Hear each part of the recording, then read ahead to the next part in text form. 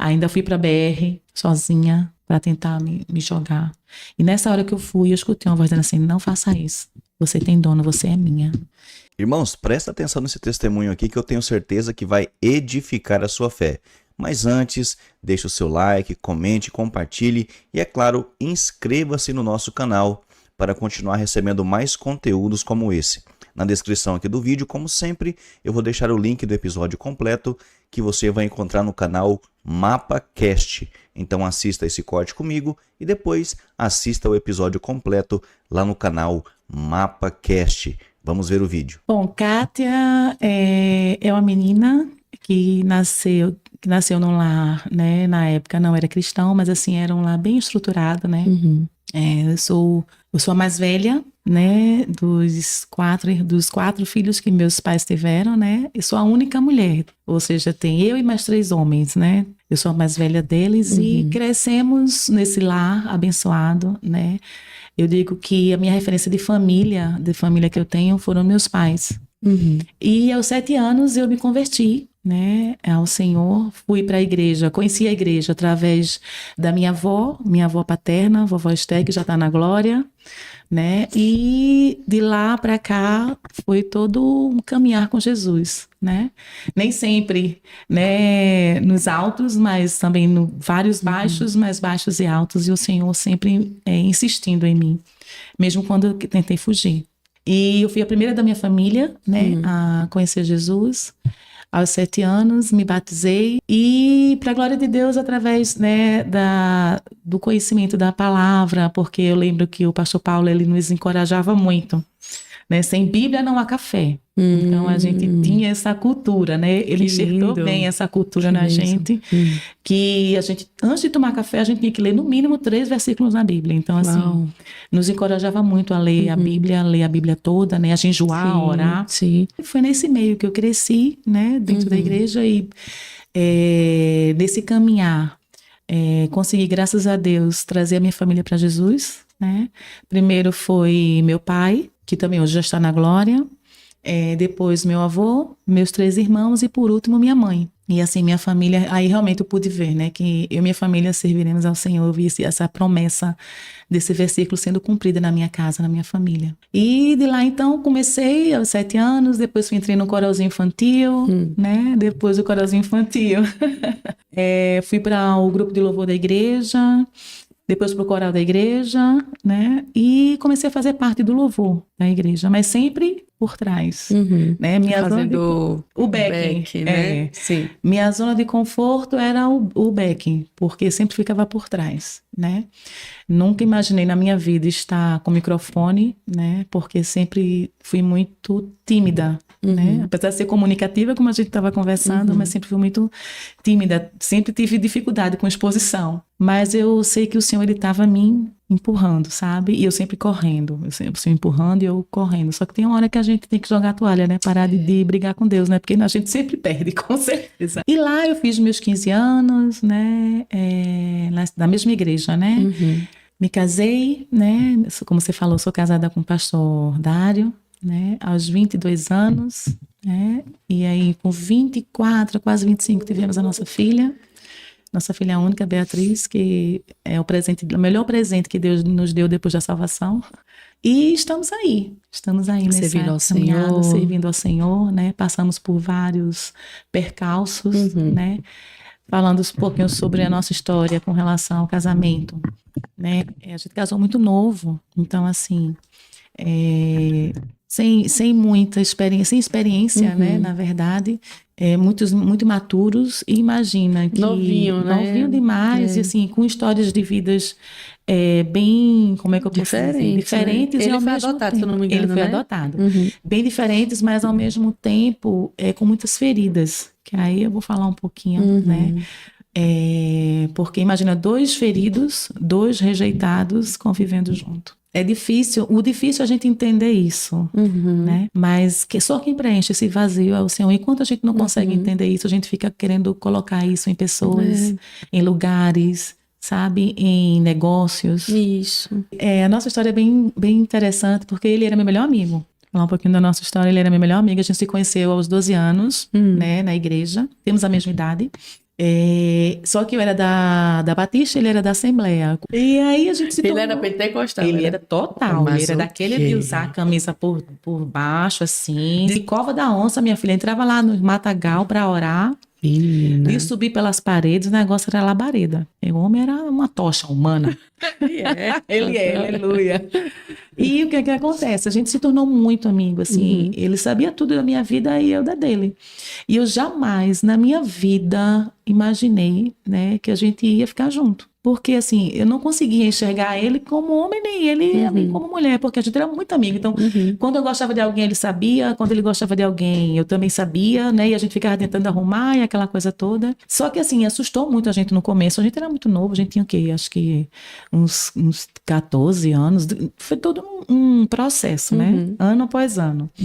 E pra gente chegar nesse patamar foi bem difícil, porque a gente ficou com muito medo. Tipo assim, cara, se a amizade, se o namoro não der certo, que imagina perder a amizade e deixar de ser amigo. Então a gente ficou muito que... Até pra gente tentar discernir o que era isso, a gente ficou pisando em ovos, sabe? Só que o ciúme foi batendo. Quando ele me via que eu estava me simpatizando com alguém, ele ficava assustado, ficava meio retraído, e eu também. E a gente achando aquele sentimento estranho. Que sentimento é esse, né? E a gente, belo dia, a gente começou a conversar. Só não sei o que está acontecendo, eu tô olhando assim, eu vejo você olhando para alguém, vice-versa, não está me fazendo bem, vice-versa, e foi. A gostar. E a gente foi bem claro, só que a gente ficou com medo, né, de perder a amizade. Eu disse, não, mas vamos tentar. Só que a gente começou a tentar e, assim, como a gente era muito novo, né, na época meu pai, ele não queria muito assim, sabe? Ele ficou meio retraído, porque ele queria que estudasse, aquela coisa toda, né? E a gente foi tentando se adaptar para ver como é que seria, né? Só que ainda assim a amizade permaneceu muito forte, né? A gente ficou naquele, não, vamos orar, vamos ver como é que vai ser, se é da vontade de Deus, né? Mesmo com o sentimento lá corroendo, né? Mexendo. Só que nesse meio tempo, né, aconteceu algo que eu digo que mudou completamente a minha vida, né? E mudou muito a minha percepção com relação a Deus, né? Que eu digo que eu vim descobrir quem é Deus como Pai, porque até então eu conhecia Deus como Deus, mas eu conheci Deus como Pai depois desse episódio, né? Que foi quando meu pai faleceu. Eu sofri um acidente, né? Um acidente de trajeto. Ele estava indo trabalhar. E ele vinha todo final de semana, né? Você vinha na sexta, chegava a sexta em Recife e voltava no domingo para Maceió. E já estava tudo certo para a gente ir embora para lá de vez, né? Ele tinha passado um ano, ele tinha sido promovido para assumir a fábrica onde ele trabalhava e já estava tudo certo. Em janeiro a gente ia de vez. Isso foi em 91, né? 21 de outubro de 91. E eu era muito apegada a ele. Então, tudo dele era comigo e eu com ele. Eu era mais velha, né? Então, assim, até quando a gente estava construindo casa, eu batia a laje com ele, botava a janela, a porta, entendeu? A gente ficava até tarde assistindo um filme, então a gente era muito apegado. E o que é que acontece? Ele veio na sexta-feira, né? E pregou na igreja num domingo de noite. Só que no domingo de manhã, Deus sempre falou muito comigo através de sonho. E eu lembro que eu sonhei que meu pai ele estava indo para o trabalho, né? E ele dirigia a Kombi da empresa que ele trabalhava, estava na White Martins. E na hora que ele estava dirigindo a Kombi, ele ia livrar a Kombi de um buraco. E nisso vinha um caminhão, né? Ultrapassava e pegava a faixa dele e batia de frente. Meu Deus. Né? E na hora, né? O lado do passageiro ficava intacto, mas o lado dele ficava completamente destruído. E ele falecia. Né? Meu Isso eu me acordei. Deus falou contigo já em sonho. Totalmente. Né? Meu Deus. E aí eu fiquei totalmente atordoada, né? E quando foi no café, isso foi no domingo de manhã, do sábado pro domingo, no domingo, a gente sempre tomava café na mesa. Então, assim, a mesa é uma coisa espetacular, né? E tava eu, meu pai, minha mãe, meus irmãos reunidos. Pai, eu tive um sonho com o senhor. Ele disse, o que foi, minha filha? Eu contei pra ele. Ele disse, não, ore, repreenda aqui, não vai acontecer nada. Eu disse, beleza. E quando foi no domingo de noite, ele pregou, lá em Jardim de São Paulo. E aí eu me despedi dele, porque a gente tinha feito um assustado pra mãe de uma amiga nossa. Eu disse, pai, não vou dormir em casa. Ele disse, não, mas eu quero você segunda-feira de manhã, lá em casa, 9 horas da manhã, eu quero você lá. Eu disse, não, tá certo, eu vou. E aí, passou-se. Fui pra casa dela, me despedi dele lá na igreja mesmo e tranquilo. Quando foi na segunda-feira, né, de manhã, chega meu irmão, bem cedo na casa da minha amiga, meu irmão que encostado a mim, na época acho que ele tinha uns 14 anos, branco, com outro amigo nosso, disse corre pra casa que mãe tá precisando muito de você. E aí eu olhei assim, eu disse, tá, tô indo, não tem que ser agora. E aí eu peguei as coisas e disse, Rutinha, eu preciso ir porque Kleber tá desesperado, ele não conseguia ficar perto de mim, ele estava bem na frente, a gente foi. No caminho a gente encontrou um amigo, um casal amigo dos meus pais, né? E aí quando eu vi ele, você tá indo pra onde? Eu disse, pra casa. E aí ele falou, não, vou lhe dar uma carona. Eu disse, tá certo. E aí eu conversando com a esposa dele, e aí eu disse, tudo bem, irmã? Tá, olha, disse, não, a gente tá indo lá na sua casa. Ele não falava nada, porque ele era muito amigo do meu pai, ele não tinha nem condições de falar. Só um clima estranho, né? E aí quando eu cheguei em casa, a minha casa estava lotada de gente. Meu pai era um homem muito de Deus, era uma pessoa muito querida, sabe? Do jeito que ele tratava a pessoa mais simples, ele tratava a pessoa, então assim, era uma pessoa muito querida. E a minha casa cheia de gente, eu sem entender. Tu já não desconfiasse, não? Você acredita que não? Eu achava que era alguma coisa com meu avô, com a minha mãe, nunca com meu pai. Foi quanto tempo do sonho, assim, pra esse episódio? Da noite pro dia. Eu sonhei, na verdade, do sábado pro domingo, na segunda ele morreu. Meu Deus do céu. Literalmente. Um dia depois, 24 horas. 24 horas. E quando eu cheguei sem entender nada, daqui a pouco eu vi assim, eu digo, aí a pessoa pergunta, você sabe quem são essas pessoas? Aí eu disse, sua mãe tá precisando muito falar com você. Aí eu disse, foi que aconteceu alguma coisa com meu avô? Meu avô faleceu? Não, tá tudo bem. Minha mãe, aconteceu alguma coisa com minha mãe? Entrei, né? Mas não em um momento eu pensei no meu pai. Entrei e a casa lotada, eu vi algumas pessoas da empresa do meu pai. Vi o médico, vi a secretária, vi o pessoal e eu digo, reconheço essas pessoas. Você que tá reconhecendo essas pessoas? Eu disse, tô. Aí eu disse, é do trabalho do meu pai. Quando eu disse isso, eu disse, meu pai. Mas eu não pensei no sonho, você acredita? Eu disse, meu pai, o que aconteceu com meu pai? Aí nisso, não, olha, aí as pessoas ficaram meio que tutubiando pra me dizer, né? Não, seu pai sofreu um acidente depois, mas ele tá bem. Só que ele já tinha falecido. E aí eu lembro que minha mãe me chamou e minha mãe foi muito forte. Minha mãe é uma leoa, na verdade. E mesmo na simplicidade dela, no jeitinho calmo dela, mas ela foi muito forte. E ela disse, olha, senta aqui, filha, a gente precisa conversar. E foi ela que me deu a notícia. E eu lembro nesse momento que eu não lembro mais direito, porque é como se tivesse apagado só a imagem.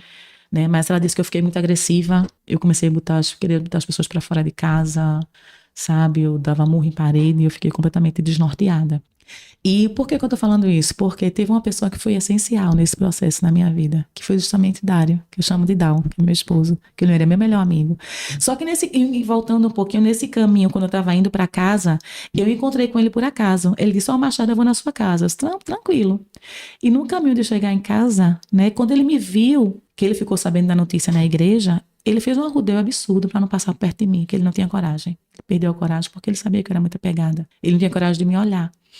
E aí ele disse, disse para minha amiga, essa Rutinha, que estranho. Dá me viu, fez que não me viu, a Ruth fez um rodeio tão grande. Eu disse, não, tranquilo. Só que daí, quando eu menos espero, ele tá ele lá em casa já. Ele já tinha chegado. E aí foi quando eu lembro, minha mãe disse que eu fiquei muito agressiva e de repente eu fui voltando aos poucos. E quando eu me dei conta, eu estava sentada ao lado do telefone, porque ele não disse que ia ligar de 9 horas. E eu fiquei lá esperando. Isso deu 9, deu 10, deu 11 e não deixava ninguém encostar em mim. A única pessoa que me tirou de lá foi ele. Ele chegou e fez assim, Cátia, vem cá, vamos aqui sentar no sofá. Eu disse, estão dizendo que aconteceu isso com meu pai, mas isso é uma mentira. Ele disse, não, vem cá. E vou feio e deitei a cabeça no colo dele e a casa lotada de gente. E aí ele foi conversando comigo e tal. E foi quando a ficha foi caindo aos poucos, né? E eu digo que naquele momento é como se eu tivesse selado, sabe? Algo muito forte na vida da gente. Muito forte. Porque assim, que ele foi ali meu esteio. Ele foi minha fortaleza naquele momento. E foi muito doloroso esse processo todo. Porque eu não vim enterrando meu pai porque eu fiquei completamente imprestável, eu fiquei à base de remédio. E minha mãe realmente foi muito forte nesse processo. Só que o diabo, ele é muito oportunista, né? E o que é que acontece? Eu passei durante 3 meses, Edna, consecutivos, tendo sonho com meu pai. Meu pai morreu com 44 anos, muito novo. E eu todos os dias, eu sonhava com meu pai. Ele chegando, eu sentia ele me beijando, sentia ele me abraçando, sentia o cheiro deles. Pai, o que você tá fazendo aqui? Eu disse, não, o quê? Vim me ver, você não queria me ver? Eu tô aqui. O diabo, né? Com certeza.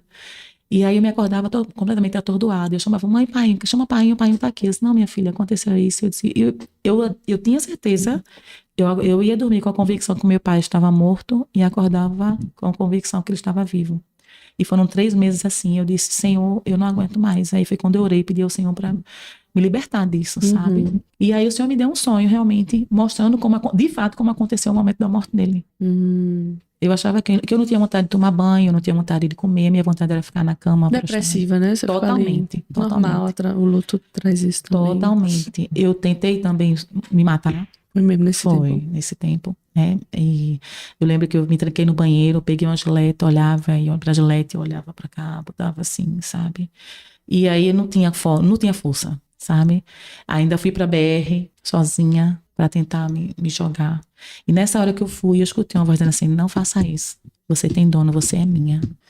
E aí eu voltei para casa despedaçada e assim foi um processo, né, de cura do Senhor na minha vida. Só que nesse processo todo eu fiquei muito revoltada com Deus. Então por isso que eu digo que minha questão de paternidade com Deus começou daí. Porque minha referência de pai era o meu pai. Meu pai era meu tudo. Ele era meu exemplo de pai, de homem, de marido, de cristão, sabe? Era meu super-herói. Então, tudo que eu tinha de referência era ele. E Deus tirou tudo que eu tinha, que era ele.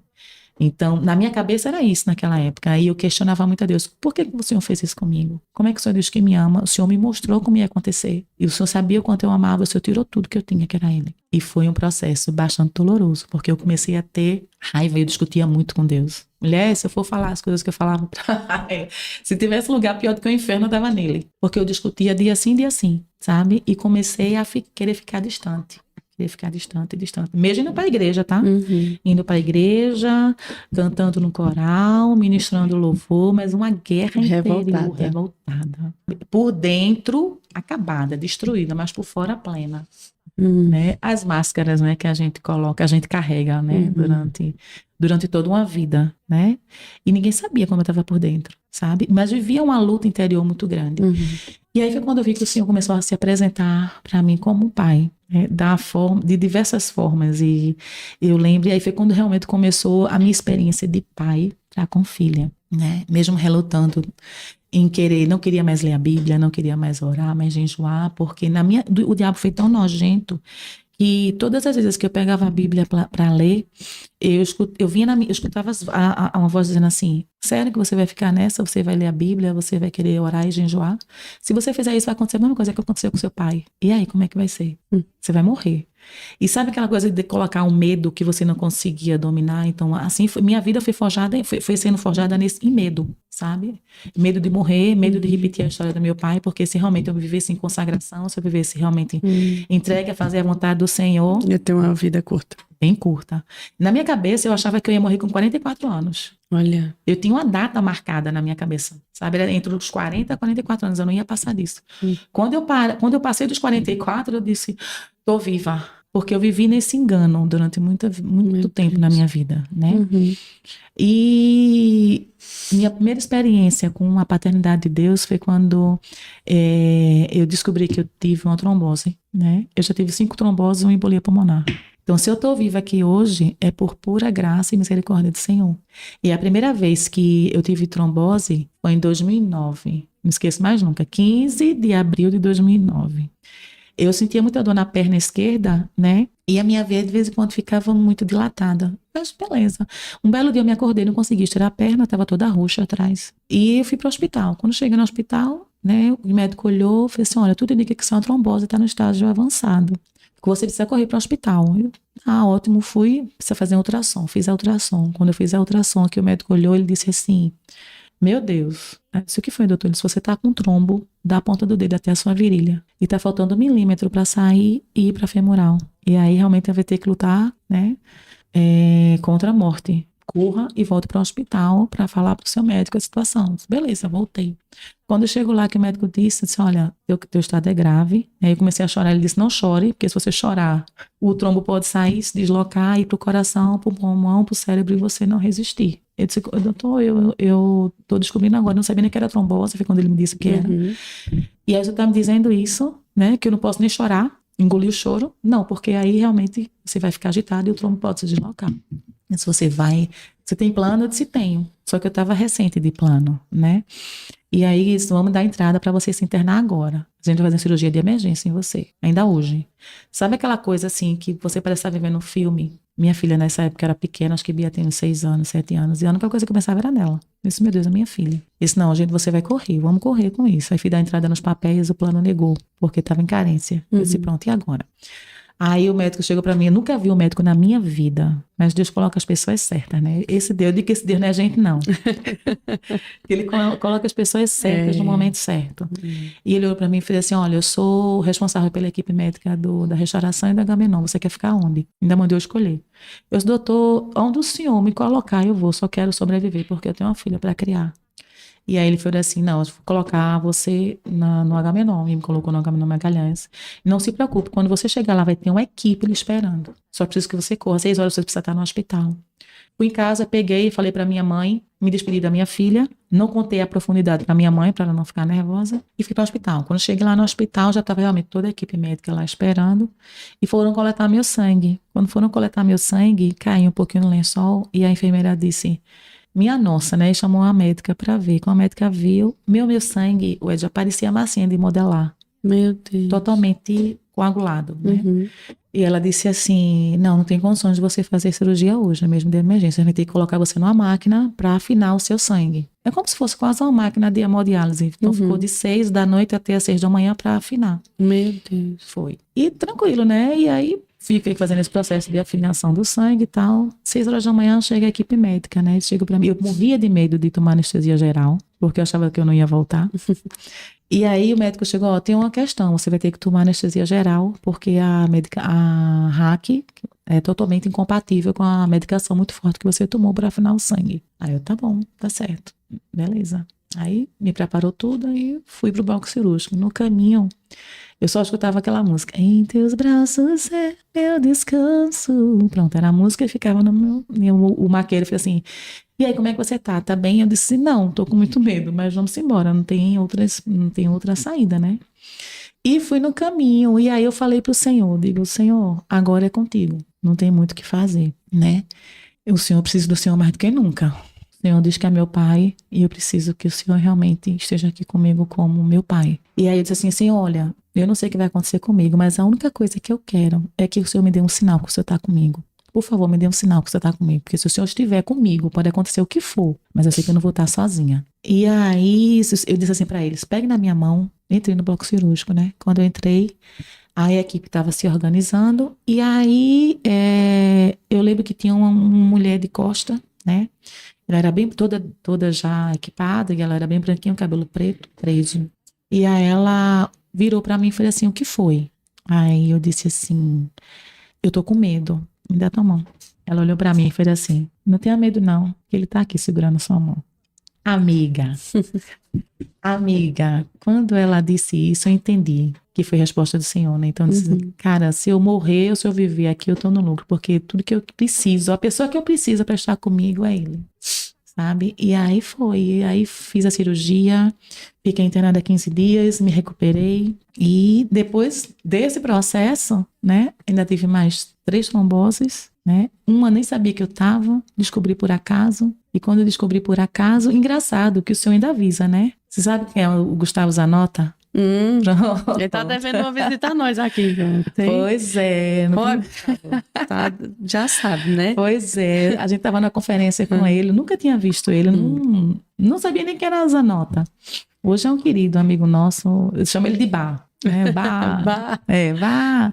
E aí ele olhou e falou assim, ó, tem uma mulher aqui e ela teve um processo muito sério, né, no sangue. E é algo que era pra morte. Meu Deus. E foi na perna, né? E eu não sei quem é, mas se você estiver aqui, eu quero dizer que o Senhor te livrou da morte. Mais uma vez. Eu queria que você estivesse aqui, porque eu quero orar por você. E na hora o Espírito Santo testificou que era eu, né? E eu achava que era aquele processo que eu tinha passado. Beleza. Mas ele foi bem Era formal. outro livramento. Ele disse, o Senhor está te curando da morte hoje. Porque o inimigo sempre tentou, né? Ceifar a minha vida. Desde o ventre. E aí, quando eu fui lá na frente, né, eu sem entender, beleza, recebi a oração, né, tranquilo. Quando eu fui fazer o exame, que o médico, eu que fazia de rotina, né, a ultrassom, que ele olhou, ele falou assim, você já teve alguma TVP na perna direita? Eu disse, não, doutor, nunca tive. Ele disse, não, eu vi à esquerda que você fez cirurgia, mas aqui tá mostrando que você teve uma TVP profunda e foi muito pior do que a primeira que você teve. Na verdade, eu não sei nem como é que você tá viva, mas aqui só tem a marca. Meu Deus. Eu digo que esse não é gente, não, gente, ele não é gente. Uau. E ali o senhor me curou, sem uma medicação, sem nada. Glória a Deus. Né? E, por último, por fim, descobri em 2021, sequela do Covid, que eu estava com embolia pulmonar. Mais uma vez. E a decorrência também desse processo. Processo todo, porque eu descobri nesse processo todo que eu tinha um histórico de trombofilia, né? Que gera 2 mutações genéticas. Eu descobri depois dos 40 que eu era mutante, né? É todo um histórico, né? Da trombofilia. E aí, em 2021, descobri isso, né? Por acaso, fui fazer um exame de rotina. E quando cheguei no hospital, que a médica, uma cintilografia pulmonar, que é muito difícil na época, estava muito mais restrita, porque ele ainda estava na pandemia, né? E quando a médica olhou, se você veio só, eu disse, vim. Por que? Ela disse, porque você vai precisar ser internada agora. Mais uma vez, passou um filme na minha cabeça. E durante a minha vida toda, eu tinha pavor desse nome, porque os médicos sempre diziam, olha, você não pode passar por vários processos, mas você não pode ter embolia. Porque se você tem embolia, você não vai resistir. E ela disse, olha, você está com embolia pulmonar, está com a metade do seu pulmão comprometido. Né? O trombo está na metade do seu pulmão direito. E aí você precisa ser internada agora. Meu Deus. Mais uma vez, né? Quando eu chego... Agora eu vejo isso muito como tratamento de Deus, sabe? Porque eu sempre fui uma pessoa que... Sempre fui atrás de todos os planos. Então eu era do plano A até o plano Y, entendeu? Não, se não der certo aqui, eu vou para aqui. Eu faço isso. Pronto. Eu sempre fui uma pessoa que controladora, né? Independente, sabe? Sempre ter aquela reserva. Só que é Deus sempre mostrando, você tem que aprender a depender de mim. E dependência, para mim, sempre foi um lugar muito difícil de entrar. Desconfortável. Né? Mas ele sabe como trata os filhos, né? Ele conhece as crias, ele conhece, amiga, ele conhece as crias. Quem mais conhece ele. Amiga, nesse dia, quando eu terminei de fazer o exame, que eu vou agendar para a questão da internação, o plano de saúde foi cortado. Por quê? Porque eu estava na empresa e, como eu tinha saído da empresa, tinha cancelado. Naquele dia, cancelou. Meu. Mais uma vez, né? Lembra que da primeira vez foi assim também. O plano ligou e a pior momento da minha vida, que foi esse, que eu tinha fobia, pavor de escutar que eu ia ter uma embolia pulmonar, o plano de saúde foi cortado. Na hora, amiga. Descobri na hora. Eu disse, tá bom. Aí tava minha esposa em casa, disse, eu tô indo para o hospital porque eu tô com embolia pulmonar. E meu marido ficou louco, né?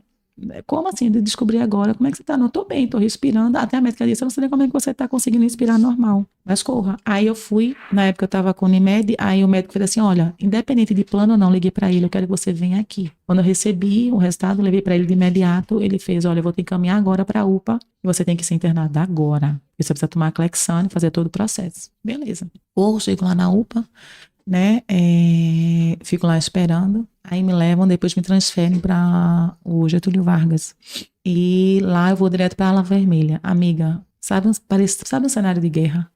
Amiga, um corredor imenso, né, todo mundo entubado. Meu Deus do céu. A única pessoa que não estava entubada era eu. Meu Deus. Eu olhando assim para um lado, olhava para um lado. E o povo lá todo mundo entubado. Eu digo, e sem ser Covid, viu? Jesus. O pior cenário para mim foi a ala vermelha. Quando eu olhei assim, eu disse, Jesus, e agora? Eu disse, Senhor, por favor, me tire daqui. Aí chegou uma equipe e falei assim, o que é que ela tá fazendo aqui? O médico também que eu nunca vi. A gente vai tirar ela daqui agora. Eu tenho acabado de pedir, Senhor, me tira daqui. Aí o médico disse, ela vai sair daqui, ela vai pra ala vermelha. E desculpa, pra ala amarela. Me transferiram pra ala amarela. Que parecia um outro mundo. Sabe, uma estrutura completamente diferente, muito, muito organizada, e eu fiquei, mas o tempo todo, sabe aquela pessoa que fica totalmente monitorada por máquinas? E naquela hora eu disse, Senhor, de novo eu tô passando por isso. Mas aí Deus sempre coloca as pessoas certas, e tem uns amigos, né, e nessa época eu tinha um grupo que era as Leoas do Nordeste. E aí eu lembro que elas começaram a orar, e teve Regina, e aí Regina mandou mensagem para mim, a missionária que hoje está lá no Horto Salitre, fazendo lá a missão. Amo você, Regina, um beijo, te amo. E ela mandou um áudio para mim. Não minto, ela ligou para mim, disse, e aí, tranquilo? Aí eu disse, amiga, tá não. Ela disse, eu tô sabendo. Aí ela pegou e fez assim pra mim, que ela é bem, sabe, tipo assim, ou você levanta ou você levanta. E ela chegou, não tem mimimi com ela não.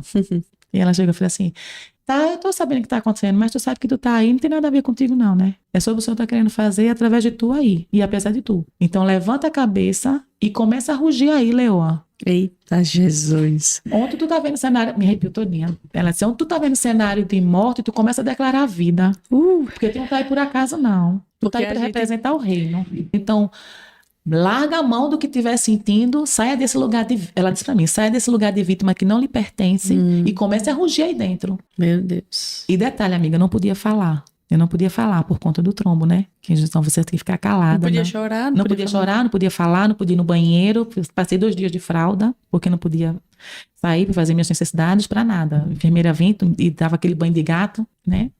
E ela disse, você vai começar a declarar o reino aí. Falando ou não falando, começa a declarar na mente. Começa a declarar espírito de vida.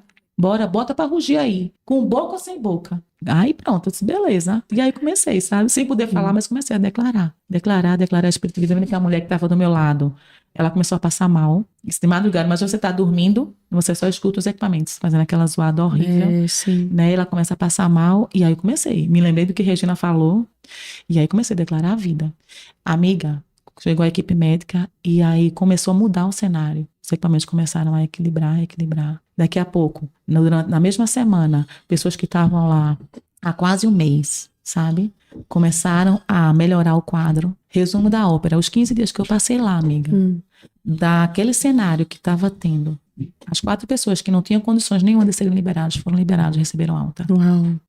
E assim, foi um tratamento de Deus muito grande, né? Porque eu vendo as pessoas indo e eu ficando. E você ainda ficando, sim. Indo e eu ficando, mas eu estava entendendo que eu estava ali por um propósito, né? E não tinha nada a ver comigo. E eles não entendiam como é que eles diziam, como é que você tá com esse processo, um embolia pulmonar, sua oxigenação tá boa, não tá batendo. Esse negócio não tá batendo, tem alguma coisa que não tá batendo aqui. Eles falando, eu tô entendendo, porque eu tô aqui sobre missão. Eu não tô aqui por minha causa, eu tô aqui para uma missão. Meu Deus. Mas até você entender isso, amiga, é difícil. E assim o Senhor foi me tratando. Mas em todo momento, sabe? Que desses momentos difíceis que eu passei, saí da ala amarela, fui para a ala verde, né? E ainda começou o processo, porque o INR precisava controlar. E aí ele ia controlando aos pouquinhos. Porque aí, na ala verde eu já conseguia falar. E aí Regina ligou para mim de novo.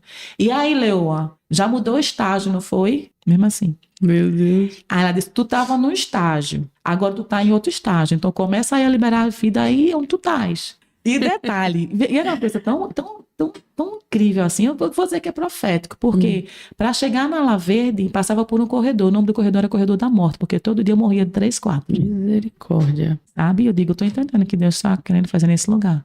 E aí, até eu ser liberada, amiga, sabe? Eu comecei a liberar a vida naquele lugar, liberar cura, sabe? Eu digo, Senhor, não é nada sobre mim. É aquilo que o Senhor está querendo fazer, apesar de mim, através de mim. Então, eu tô aqui. Então, começa a liberar, a liberar vida aqui, sabe? E o Senhor começou a fazer. E aí, recebi alta. O Senhor, glória a Deus, que o Senhor diga, não tá bom, chega, vai receber alta, vai embora para casa.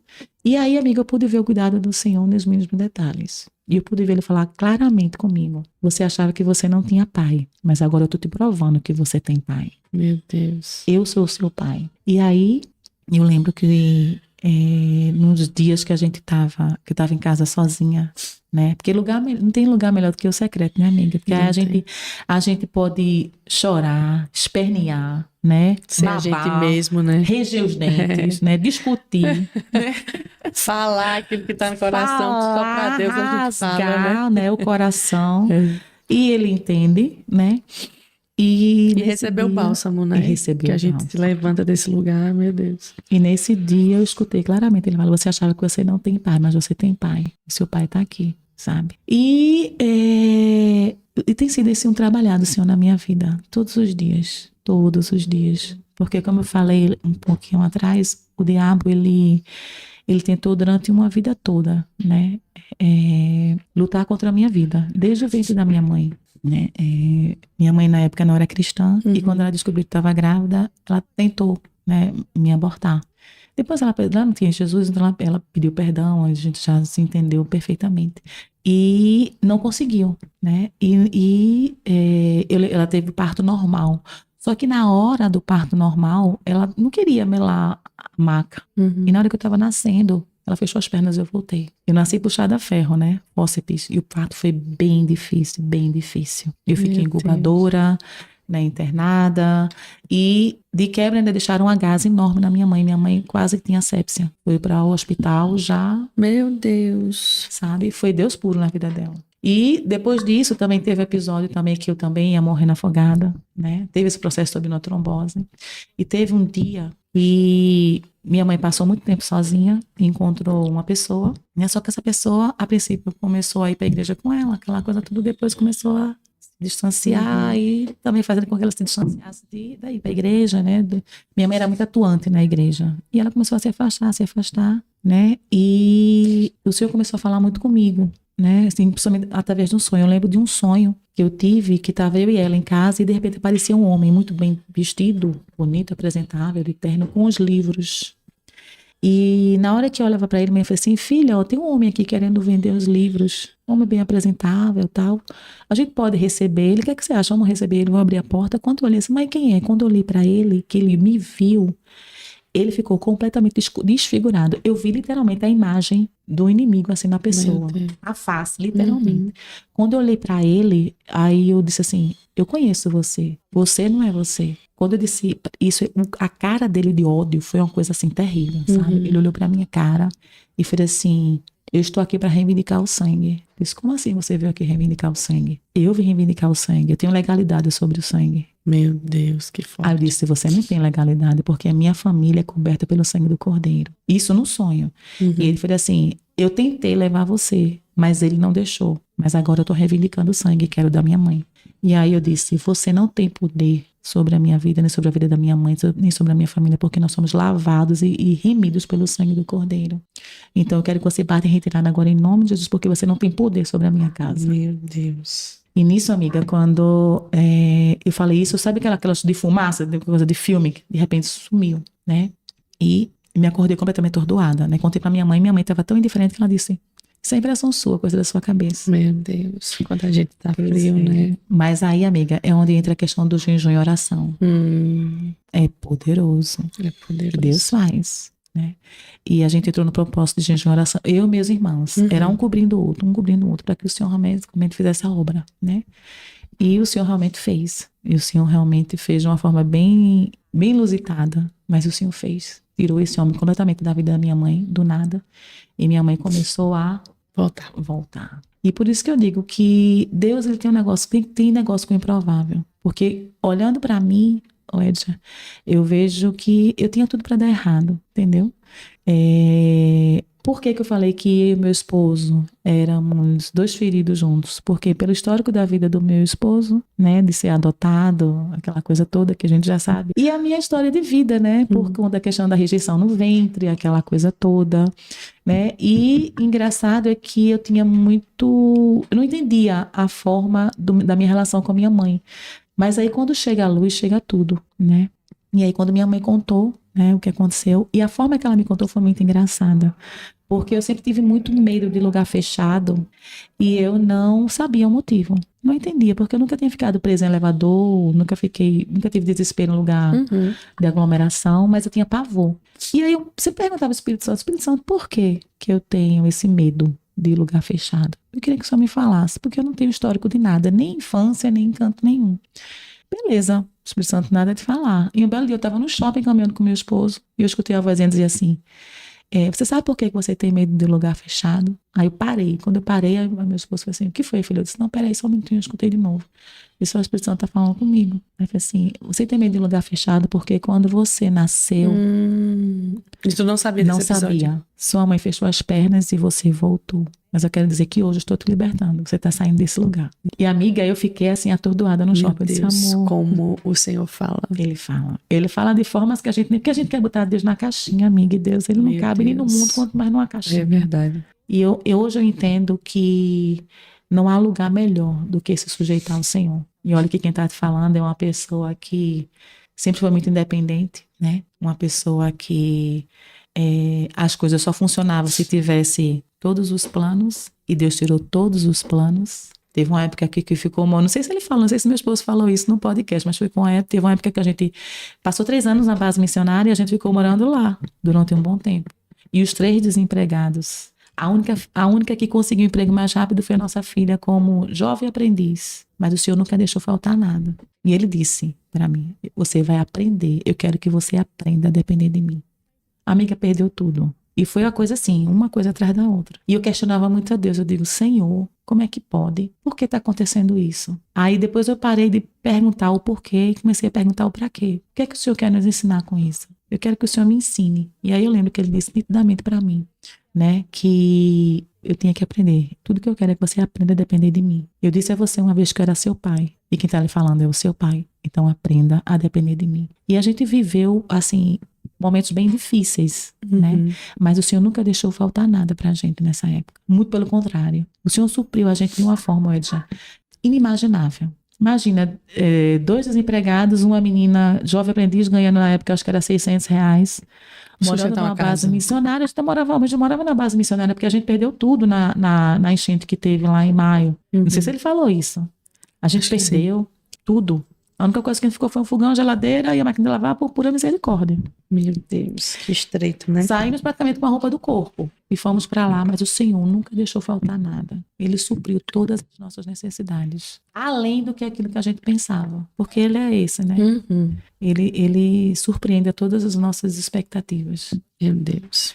E uma das lições que ele me ensinou muito foi aprender a depender dele. E hoje eu entendo, porque antes eu achava que era pelo meu trabalho, antes eu achava que era pelos cursos, pelas formações, sabe? Pela força do braço.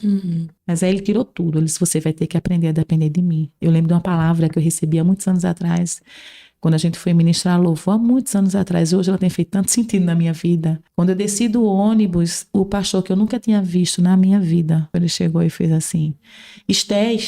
Eu disse, não, pastor, meu nome não é Esté não, meu nome é Cátia. Ele disse, não, você é Esté. Eu olhei para a cara dele assim e disse, o Senhor vai te esmagar, o Senhor vai te espremer, mais do que tomate seco. Mas aí quando você estiver totalmente espremida, é nessa hora que vai sair o azeite. Menina, na hora que ele falou isso, eu digo, tá repreendido em nome de Jesus. Eu não aceito essa palavra. Na minha mente, né? Eu ia falar, sabe, assim, não aceito isso não. Mas assim o Senhor fez comigo, amiga. Ele me quebrou e tem me quebrado todos os dias. Ele me quebrou no orgulho, ele me quebrou na soberba, ele me quebrou na autossuficiência, ele me quebrou na independência, ele me quebrou de achar que as coisas tinham que ser do meu jeito, no meu controle. Ele literalmente me deixou completamente sem controle para aprender a entregar o controle na mão dele. E assim hoje eu vivo. É fácil? Não. Não é fácil, sabe? Tem hora que eu digo, Senhor, sabe aquela coisa que quando você pensa que vai ter uma folga, não, agora tá tranquilo, vou respirar, aí vem uma pressão, sabe? Mas eu digo, Senhor, você não desistiu de mim, eu não vou desistir do Senhor nunca. Porque se não for o Senhor, o que vai ser da minha vida? Amém. Sabe? Hoje eu entendo que tudo que o Senhor nos proporciona é pura bondade, graça e misericórdia. Sabe? Verdade. Então, assim, o meu trabalho hoje é uma ferramenta. Ele me fez entender muito bem isso, sabe? Que é um meio, né? É um meio. Não é um fim. Que ele usa a forma que ele quiser, de onde ele vier, porque assim, minha dependência não está no meu trabalho, não está no meu salário, nem no salário do meu esposo, nem da minha filha. Minha dependência vem do Senhor. Porque só o fato de acordar todos os dias, a gente só acorda porque Ele permite. Isso mesmo. Porque é Ele que dá o fôlego de vida, sabe? E é nesse lugar que tenho procurado caminhar. Amém. Sabe? De confiar no Senhor todos os dias. E não olhar, sabe? Aquilo que os meus olhos estão vendo. E esse versículo eu carrego ele pro resto da minha vida, que tá, é Salmo 119.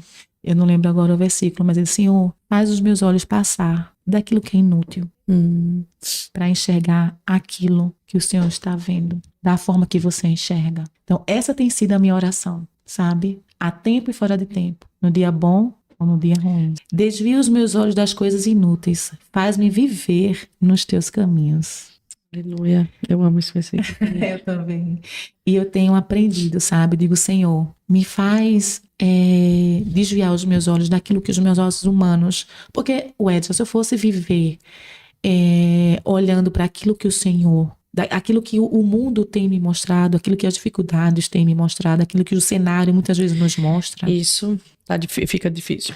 A gente está fadada ao fracasso, amiga. Exatamente. Então eu digo, Senhor, desvia os meus olhos, sabe, para aquilo que é inútil. E uma palavra que o Senhor falou muito comigo foi na pandemia. Eu lembro que eu estava afastada, acho que foi da 2ª ou 3ª trombose que eu tive, e eu ia voltar a trabalhar. Imagina, em março de 2020, no boom da pandemia.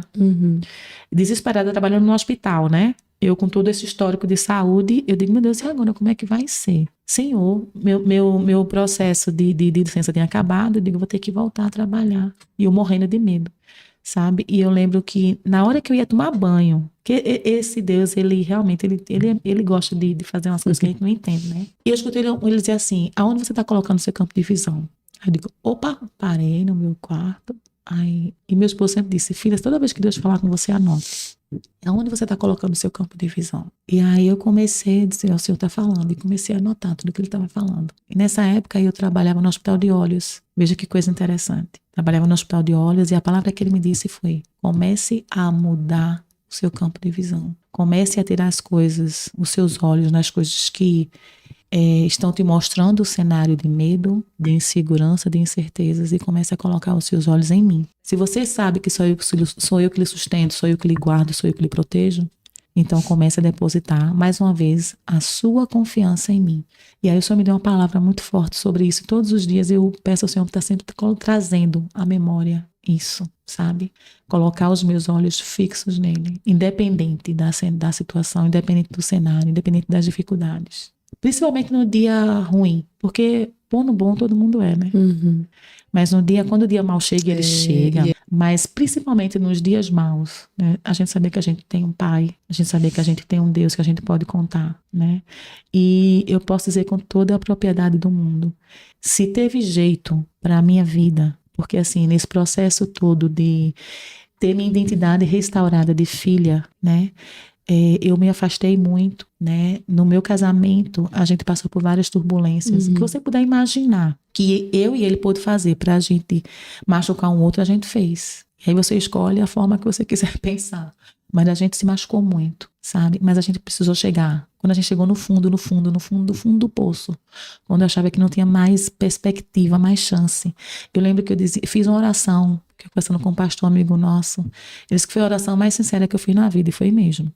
Que eu disse assim, Senhor, eu não aguento mais. A gente vivia em pé de guerra o tempo todo, se ofendendo o tempo todo, se machucando o tempo todo.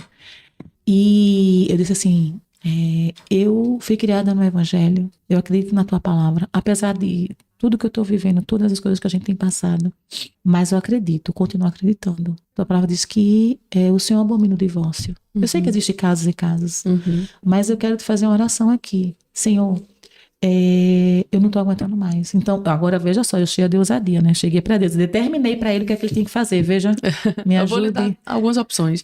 Não, eu só dei 2. A ou B. Essa mera mortal, né? Esse pó. Aí fosse Lejó. Né? Sou mais ou menos isso. As perguntinhas que Deus fez a Jó. Eu tenho hora que eu olho para ele, Deus me ajude, tenha misericórdia em mim. Eu cheguei assim para ele, só tem 2 alternativas. Veja bem, vou lhe dar 2. Ainda estou sendo boa. Ou o Senhor me prepara e me leva, ou o Senhor muda meu casamento. Mas do jeito que está, eu não quero mais viver. Eu não aguento mais. O Senhor escolhe o que o Senhor vai querer fazer. Aí a amiga, ele escolheu, né, o plano, a segunda opção, que foi transformar o casamento. Não tava aqui, né? Só que assim, eu queria que ele transformasse ele. Só que, amiga, ele jamais... Só que para mudar o casamento tem que mudar tudo. Amiga, esse Deus não é a gente não, tô dizendo. Meu Deus. Olha, uma frase que eu Deus, aprendi. Tá bom. Vou começar. Lembra da história de eu tô entendendo esse negócio. Amiga, eu tenho uma frase do apóstolo Luiz Hermínio que eu amo, que ele diz, Deus jamais vai fazer algo através de você que não fizer em você primeiro. Não fizer em você primeiro. Amiga, isso é tão verdade. E deu tão ruim pra mim, amiga, deu ruim. Deu bem ruim pra mim, amiga. Ô, mulher, dá uma pena. Porque eu achava que ia ser nele. Que, Senhor, trata ele. Senhor. Eu acho que muitas mulheres pensam isso. Ô, mulher. 99,9,9%. Você que tá assistindo. Benção. Presta atenção que é pra tu. Vigia.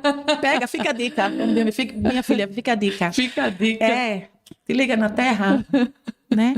Amiga, eu achava que ia ser ele, mas não. Pressão pra tu. Oxe, Jesus começou. Só que Jesus trata, ele tratou individual, mas ele trata no paralelo, Sim. né? Porque ele não dá viagem perdida, não. Esse Deus não é gente, não, amiga. Ele não dá viagem perdida.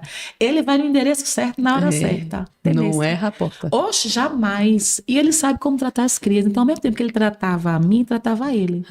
Mas, amiga, foi difícil demais. O Senhor começou a... Quer, minha filha? Papai dá... Deixa que papai ajeita. Papai ajeitou, papai começou a ajeitar, sabe? O orgulho, a soberba, a insubmissão, sabe? Que é muito comum nos casamentos. Exatamente. Né?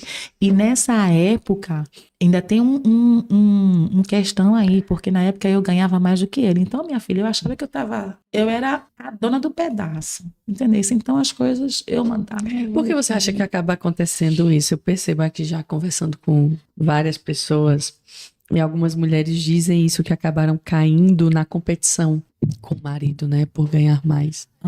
E o que é que você acha, acredita, ou na sua experiência, o que é que você... É um sentimento de validação, de você se sentir superior? É o que se passa? Eu acho que, na verdade, amiga, eu acho que você se sente tão inferior, sabe? Que você acaba querendo o tempo todo estar se mostrando. Buscar validações. É porque, na verdade, a pessoa que quer muito se provar, na verdade, é porque ela tem uma autoestima baixa, muito baixa. E, amiga, quem mais entendia de autoestima baixa está aqui. Então, eu vivi uma vida me vitimizando. Lembra aquela historinha da ferida? Imagina, eu e ele. Então, assim, juntar os dois só Jesus na causa. Entendeu? Então, assim, eu precisava fazer algo para mostrar que eu era superior. Tinha essa necessidade, porque eu precisava me autovalidar, ter validação o tempo todo, mostrar que eu era superior. Entende? E Deus, nesse lugar, não estava.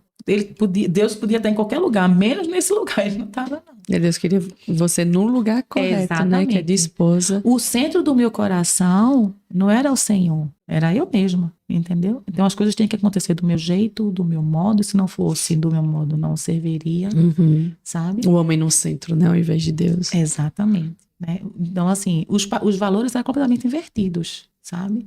E muitas vezes, para não ter embates, ele meio que... Então, existia essa falta de equilíbrio, sabe? Mas o Senhor começou a tratar. Ao mesmo tempo que ele tratava essa questão da minha arrogância, a minha independência, o Senhor também começou a levantar, sabe? Aquele homem que realmente era o sacerdote da casa. Amém. Sabe? Porque isso acaba sendo muito comum também quando homens são omissos, né? Isso. Às vezes casa com uma mulher mais, digamos assim, empoderada, né? Uma mulher que não sabe esperar, que vai lá e resolve.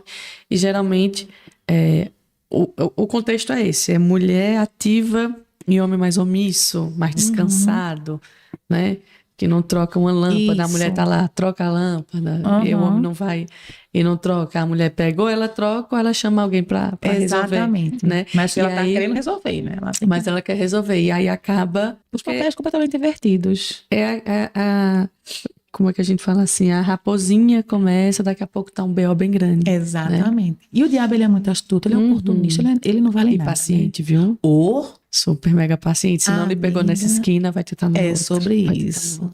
Vai tentar na outra. E ele sabe esperar. Entendeu? A gente é que precisa saber vigiar. Né? A gente precisa vigiar e orar o tempo todo. Vai nos enfraquecendo para depois dar o vai minando, né? Porque não é uma coisa assim da noite pro dia. Isso, se for muito descarado, de forma a gente já vai saber. Sutil, é muito sutil. É muito sutil. Então, assim, eram duas pessoas feridas que se viriam mesmo o tempo todo. Eu queria que meu marido fosse como meu pai, né? E meu marido jamais seria, porque ele tem a identidade dele. Sim, são pessoas diferentes. Enfim... E foi um processo muito difícil, mas o Senhor foi moldando. Então o Senhor começou, eu digo, se o Senhor, e Ele tem feito isso até hoje, todos os dias, restaurado o nosso casamento, Ele restaura o casamento de qualquer pessoa, amiga. Amém. Eu creio nisso piamente. Se Deus deu jeito na minha vida e tem dado até hoje, Ele dá jeito na vida de qualquer pessoa. Se Deus deu jeito na minha família, né, Ele dá um jeito na vida de qualquer pessoa, sabe? Eu posso dizer com toda a propriedade, sabe? Que realmente não há impossível para Deus. Quando a gente realmente se submete ao processo. O problema é que a gente muitas vezes não quer se submeter ao processo porque dói. A gente não quer porque justamente a gente vai ter que matar o nosso eu. Exato. Matar as nossas vontades, se submeter, se sujeitar ao processo pois e tudo mais. Porque muitas vezes a gente acha que a forma que a gente está fazendo é a forma correta. Só que a gente mal enxerga isso aqui. A gente mal enxerga isso aqui, amiga. O Senhor já está vendo o final. Exato. Entendeu? Exato. Mas a gente acha que pode ensinar a Deus, quando a gente quer ensinar a Deus como é que tem que fazer, né? Ó, Senhor, o Senhor pode fazer aqui. Mas o Senhor pode até querer fazer aqui, mas faça por aqui que vai dar certo. Mas ele já sabe o final da história, amiga. É isso. Uma frase que meu esposo diz muito, ele diz: Deus, ele prefere a sua verdade mais feia do que a sua mentira mais bonita. Acredito piamente nisso. E é uma verdade. Oxe, é demais. Ele sabe a essência. E Deus está olhando o coração. Então não adianta falar muito bonito. E Deus não olhando. Falar bonito, cantar bonito. E Deus olhando lá no fundo e sabe exatamente quem você é. E sabe, Kátia, a gente precisa voltar a temer o Senhor de novo. Amém. A igreja precisa voltar a temer o Senhor, porque vivemos na graça. E bem sei o quão misericórdia e bondoso Ele é. Já experimentei por diversas vezes. Todos os dias experimento dessa bondade. Mas Ele é zeloso por sua casa. Ele é zeloso por sua presença. E o mesmo Deus que abriu o mar, que abriu uma terra também para engolir homens, Ele não mudou. Não. Ele é imutável, amiga. Ele não mudou, né? O Deus que... Aquele cara que tocou na arca, caiu morto, fulminado. Esse Deus não mudou. Exatamente. Ele continua o mesmo. Ele continua o mesmo. Ele é atemporal. A sensação que eu tenho, amiga, é que as comunidades cristãs, eu tenho até, uma das coisas que eu escutei uma vez um pastor falar, ele disse: eu não falo nem igrejas, porque a igreja é a noiva do Senhor, que o Senhor está preparando, o Senhor está ornando para o grande dia. Mas as comunidades cristãs, né? Parece que a gente, como comunidade, a gente aprendeu a fazer culto sem o Espírito Santo, né? A gente aprendeu a estar mais linkada ao serviço, às atividades, às obras, sabe? Mas a pessoa mais importante, parece que a gente deixa assim: ó, Espírito Santo, deixa eu fazer aqui. Talvez eu dê uma brechinha para você entrar, mas só se for necessário, sabe? Porque, como você me falou, parece que a gente está sendo forjada a dar resultado. Mas o Senhor não chamou a gente para dar resultado. Deus chamou a gente para ser resposta, inclusive dentro da igreja, sabe? Porque os papéis são muito invertidos, amiga. Parece que é uma coisa normal a cultura, a moldagem do mundo entrar dentro da igreja, entendeu? Quando na realidade, né, a igreja foi chamada para fora, né? E aí eu te pergunto, Paulo fala muito assim, aí falando de contexto mesmo de comunidade cristã, diz que a gente é carta viva. E aí a minha pergunta é: o que é que estão lendo ao nosso respeito? Se somos cartas vivas, dentro ou fora da igreja, o que é que estão lendo ao meu respeito? Eu posso te garantir uma coisa, que já leram, eu já tive muita coisa feia para ler ao meu respeito. Mas também posso te dizer que o Senhor, ele transformou e tem transformado a minha história todos os dias. Amém. Sabe? Eu acho que é um convite do Senhor esses dias para que a gente realmente aprenda a ser igreja no modelo que Jesus fez para ser igreja. Amém. Sabe? Que é justamente estar aos pés dele, sabe? Nesse processo realmente de redenção, de estar ali, não para buscar, né? Não para receber algo, mas literalmente para entregar aquilo que ele já fez por nós, sabe? Como a gente estava falando, né? A gente aprendeu muito a fazer o serviço, né? Mas muitas vezes o serviço tem algo muito embutido. Eu quero fazer o serviço para ser visto, né? Quando na verdade Deus nos chama para estar contemplando Ele, estar na presença dele. Porque, amiga, é muito bom você ter todo o organograma, você ter toda a liturgia do culto, e é correto, eu acho massa, a organização faz parte, porque Deus mesmo, Deus organizado, sabe? Mas às vezes eu pergunto assim, eu vejo tanta, sabe, coisa tão assim, metódica, muitas vezes, que eu fico perguntando, onde é que o Espírito Santo vai entrar aqui? Tem algum segundo, algum momento, porque não tem sentido, amiga. É perder tempo eu estar num local, dizendo que estou indo para a igreja, adorar o Senhor, se o dono da festa não vai estar lá. Entendeu? Eu vou estar perdendo o meu tempo, sabe? E eu acredito que a igreja, a palavra fala que é a reunião dos santos. E aquele ali é um lugar onde a gente precisa realmente estar ali com o coração quebrantado e contrito, sabe? Eu posso estar realmente dilacerada por dentro, mas é ali que eu vou encontrar realmente, sabe, alívio, é ali que eu vou realmente estar me ofertando literalmente como sacrifício vivo, sabe? E como ele conhece o coração, ali ele vai tratar, ali ele vai colocar um bálsamo, ali ele vai falar, ali ele vai se apresentar, sabe? Então eu acho que é um tempo realmente das comunidades cristãs realmente deixarem o controle na mão de quem realmente é devido. Quando Deus quer esconder alguém, ele esconde. Ele esconde. Mas, amiga, ele esconde com força. Com força. E às vezes ele esconde mesmo para tratar o coração. Sim, mas, sim. amiga, quando ele quer mostrar, quando ele quer apresentar, minha amiga, não tem cão. Não tem cão, não tem líder. Não tem líder, não tem ninguém que impeça. É porque a gente está sempre procurando o reconhecimento das pessoas erradas, amiga. Quando Deus quer fazer, não tem quem impeça. Mas, meu Deus, tem não, amiga. Porque eu já vi casos assim, de pessoas querendo viver o propósito que não é seu. Entendeu? E durante a caminhada, cansou. Digo, não, isso aqui não é para mim, mas nunca foi. Porque teu propósito era outro. Isso. O problema é que às vezes a gente não está satisfeito. Uma das coisas que eu tenho pedido ao Espírito Santo é: Senhor, me ensina a entender e a estar no lugar de plena satisfação em quem você é. Amém. Amém. Porque, amiga, se não for Ele na nossa vida, eu digo, Senhor, me ensina a te amar de uma forma tão desesperadora, sabe? Que eu entenda que nada na minha vida vai ter sentido se não for você. Amém. Descansar a nossa identidade nele. Descansar a nossa identidade nele, sabe? Saber quem ele é. E, amiga, eu posso te dizer, ele é bom em todo o tempo. Mas a gente só pode provar. Tem aquele versículo, provar e ver do que o Senhor é bom. É quando a gente realmente... A gente pode dizer assim, o café é gostoso se eu provar, né? Mas enquanto eu não provo, eu acho. Mas depois que a gente prova, e a gente precisa provar de Deus para saber o quanto ele é bom, né? E às vezes a gente pensa assim, não, mas eu não quero passar por esse processo, não. Porque provar de Deus, às vezes, vai ser muito doloroso. Mas até nisso ele está tratando. Porque são nas provas que a gente cresce, que a gente amadurece. E conhece mais ele. E conhece mais ele, né? E sabe realmente quem ele é. Uau. Na essência, porque ele é um bom pai, amiga. Ele é um bom pai, ele é o melhor amigo, sabe? Ele é aquele que você pode ser de verdade e jamais vai te acusar. Ele vai te corrigir como o bom pai que ele é. Mas até na correção ele corrige com amor. Ele não corrige com condenação, ele corrige com amor. E hoje eu digo, Espírito Santo, me ensina a te amar, a amar ao Pai, a amar ao Filho, a amar você, amigo Espírito Santo, com toda a minha vida, com todo o meu ser. Apesar de mim, apesar das minhas falhas, apesar dos meus erros. E essa tem sido a minha oração todos os dias, sabe?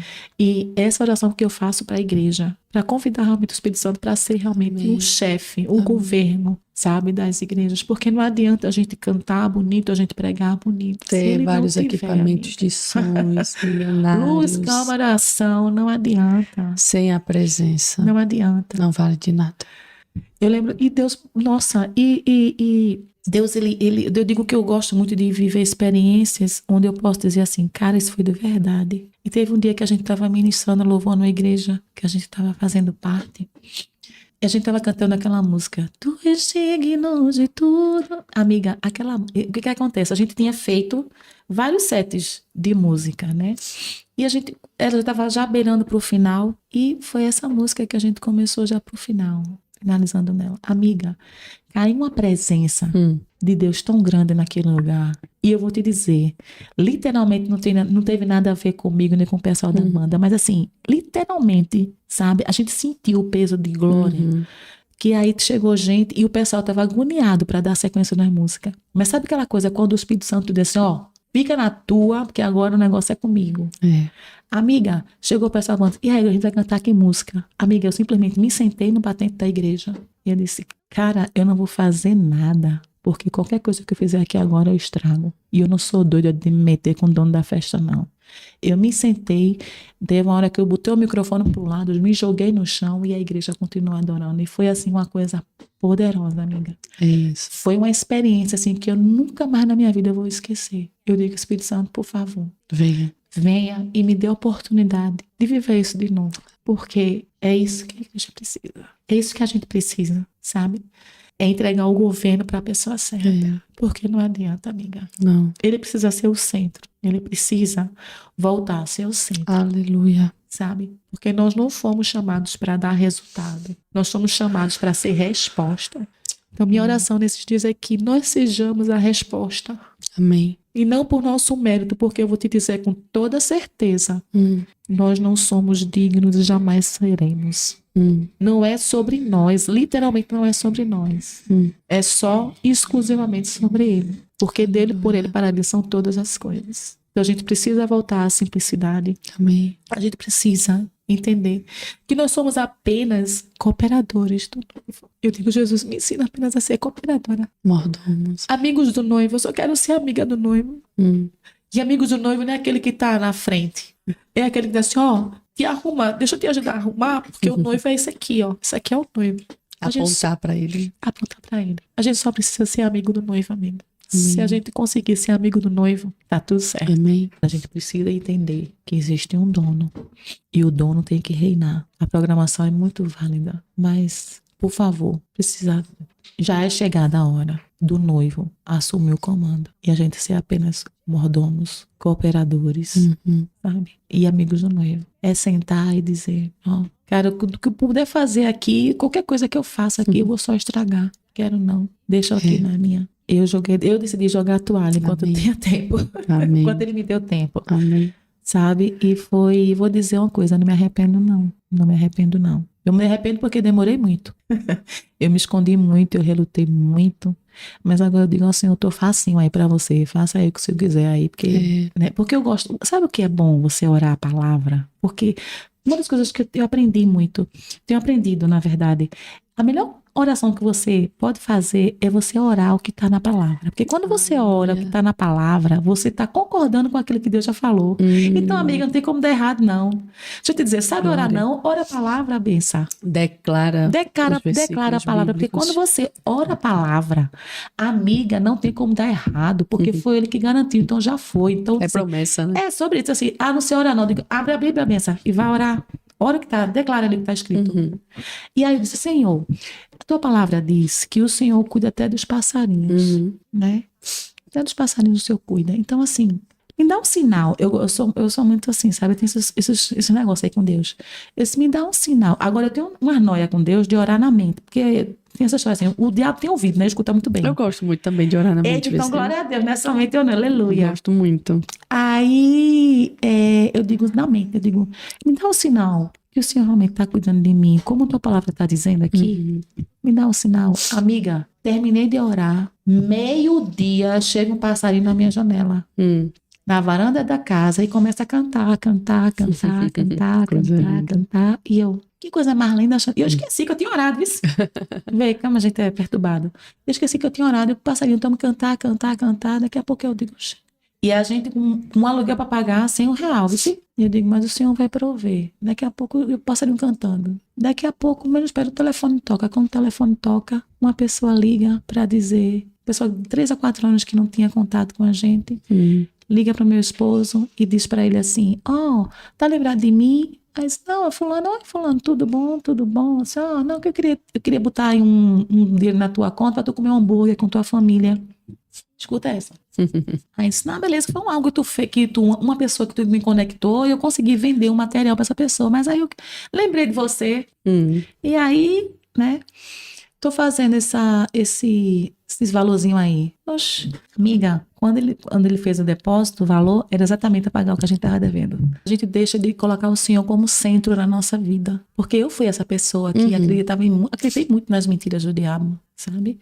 Dos planos que ele queria para mim, achando que eram os perfeitos, que ali eu ia ser feliz, que ali ia me dar certo, ia me dar bem, ali ia ser o correto. Mas isso tudo é uma mentira, é um espírito de engano. E, infelizmente, esse espírito de engano, ela tem entrado dentro das comunidades cristãs. Sabe? Ele tem que permeado, sabe? E muitas vezes realmente assim tomado conta, sabe? E é um tempo que a gente precisa realmente pedir ao Senhor muito discernimento, porque não é uma coisa visível, é uma coisa muito sorrateira, muito sutil, entende?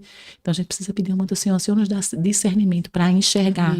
Amém. Como o Senhor enxerga, sabe? É ter os sentidos governados, todos os nossos sentidos, audição, visão, fato, resultado, sabe? Sim, governados Amém. e alinhados. Pedir ao Senhor, vem governar, vem ajustar. Amém. Sabe? Porque os dias não são bons e não são fáceis. E para que se cumpra a palavra, vão piorar. É verdade. Né? É isso mesmo. A questão é, a pergunta é, qual é a resposta que a gente vai dar para isso? Né? Para esse tempo, né? Pois é. Ele disse que no mundo a gente ia ter, né, dias difíceis. Verdade. A gente vai ter aflição. Mas tenha bom ânimo. Pois né? é, mas ele já deu o remédio, né? A escolha é nossa. Você vai escolher se você vai passar com bom ânimo ou com mau ânimo. Verdade. Ele recomendou o bom ânimo. Tenha bom ânimo, mas aí a escolha é nossa. A gente escolhe como é que a gente vai enfrentar o dia mal. Verdade. Né? Ele deu a sugestão, ele deu a recomendação, ele deu o remédio. Eu, se fosse você, é como lá em Deuteronômio, né? Está diante de vocês a bênção e a maldição. Escolhe, pois. Pois é. A bênção para que vivas. Pois é. E sabe o que é que eu acho perfeito, assim? É que o Espírito Santo, ele é muito educado. Ele não emburaca na vida da pessoa, não. Ele deixa você, Quer que você se renda, que você reconheça, que você peça para ele vir, né? Exatamente. Abra a portinha e deixa ele entrar. Jesus está lá, né? A Bíblia diz que Jesus não está arrombando a porta, ele está batendo. E aí ele diz, se você abrir, se você deixar, eu vou entrar e vou morar. Exatamente. O problema é que enquanto a gente não se rende, a gente vai ter várias paredes pra gente estar quebrando a cara. Porque o que não vai faltar é parede pra gente quebrar a cara, até a gente não se render. Meu Deus. Mas para cada parede, né, de cara quebrada, tem uma porta. Só que a gente precisa saber qual porta vai entrar. E só existe uma única porta, Jesus. Eu sou o caminho. A verdade. Ele é a porta, ele é o caminho. Não são os que a gente quer criar. Não são aqueles que estão oferecendo pra gente. Não são aqueles que a vida oferece pra gente. Ele não é Deus de atalhos. Não. Deus, ele é assertivo demais. Ele tem é Deus curva, de perto, não. né? Deus de perto, não de longe. Não tem atalho, não tem curva, não tem jeitinho. Não tem. É linha reta. Aleluia. Que a gente possa todo dia, amiga, entrar nesse lugar de rendição. Reconhecendo quem a gente é. Amém. E sim, a gente não é absolutamente nada. É verdade. Mas com ele somos mais que vencedores, independente de tudo. Se renda ao Senhor. Coloque o seu coração na mão do Senhor. Se oferte ao Senhor como sacrifício vivo. Amém. Renda a Ele ações de graças todos os dias, reconhecendo quem Ele é. E deixa eu te falar que Ele é um bom pai. Quem está te falando é uma pessoa que teve a identidade de filha restaurada e tem buscado essa identidade todos os dias. Amém. Porque o diabo, ele é nojento. Ele todos os dias vai estar nos acusando, ele vai estar nos criticando, nos apontando. Mas tenha certeza que ele é um bom pai. Então, se permita ser tratada, cuidada, amado pelo Senhor. Porque ele tem grandes coisas a fazer em você, através de você e apesar de mim, de você. Porque ele nos ama. Então, ame o Senhor com todas as suas forças, com todo o seu entendimento e deixe Ele no controle da sua vida, porque Ele não erra. Eu te garanto, se Ele estiver no controle da tua vida, nada vai dar errado.